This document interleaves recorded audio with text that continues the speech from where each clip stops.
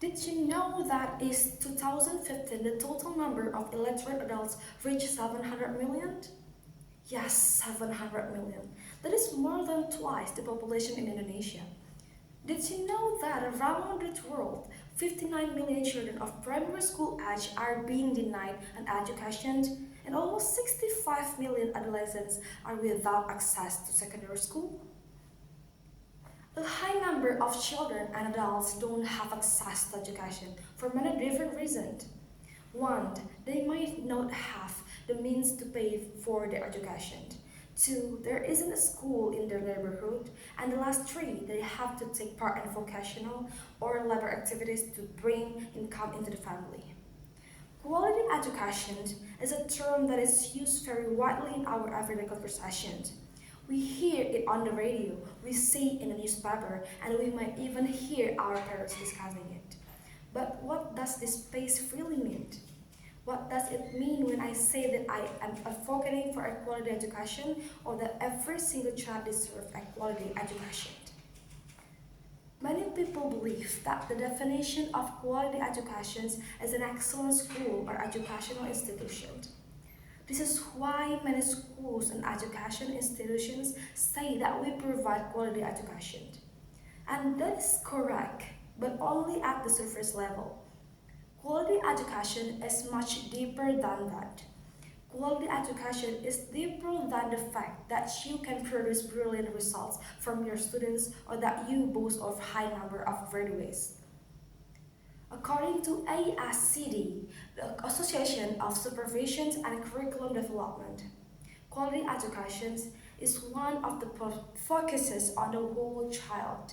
The social, emotional, mental, physical, and cognitive development of each student, regardless of gender, race, ethnicity, socioeconomic status, or geographic location. It prepares the child for life, not just for testing. I remember that at a very young age, I've always wanted to help. I wanted to be the reason someone's situation improved, the reason why there was a smile on the person's face.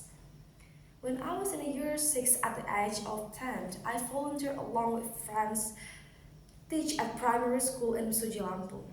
For some context, this school was situated in a very dilapidated environment. We sat there a couple days and the subject that we focuses on were math, English, and science.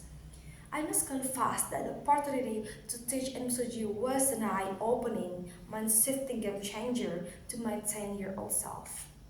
I had a first-hand glimpse of what the poor education system looked like, and the experience exposed me to many life lessons. I learned things I wouldn't have been able to learn if not for the experience. It was an unforgettable one. In fact, I still look back on it sometimes, and I get teary-eyed. I learned that education should be a priority. I learned that there is power in the fact that you pass knowledge on to one person to pass us and I turn to another person. Most importantly, I learned that children love to learn. In fact, children really want to learn, but and here is the but. They don't have the opportunity to. And when the opportunity does present itself, it's so far. So what exactly is the problem? Why are some children spending all their time working in a shop rather than in a school learning? Why is it that almost every day when we take drive out, we see young children on the streets hawking instead of being in school, broadening their minds on or the fact that when a child even gets to go to school, it's in a random building that is sanitary, neither isn't it safe. Do we not see a problem with the fact that around 60 million youth worldwide lack basic math and literacy skills? The United Nations says, and I quote, that education enables upward socioeconomic mobility and is a key to escaping poverty. Lack of access to education is one of the major reasons why poverty is passed from one generation to another. Global Citizens says that increasing access to education can equalize communities and help to provide financial stability to some. A lot of families live live in poverty, so they have to make very important decisions on whether to send their children to school or pay for basic necessities. And the most times the latter choice is made, which is very understandable. Hence, some countries across the Indonesia, where some of the world's poorest children live, made a combined effort to abolish school fees. There are three key pillars that support quality education. One, access to a quality teachers, two, use of quality learning tools and professional development, which is include access to technology.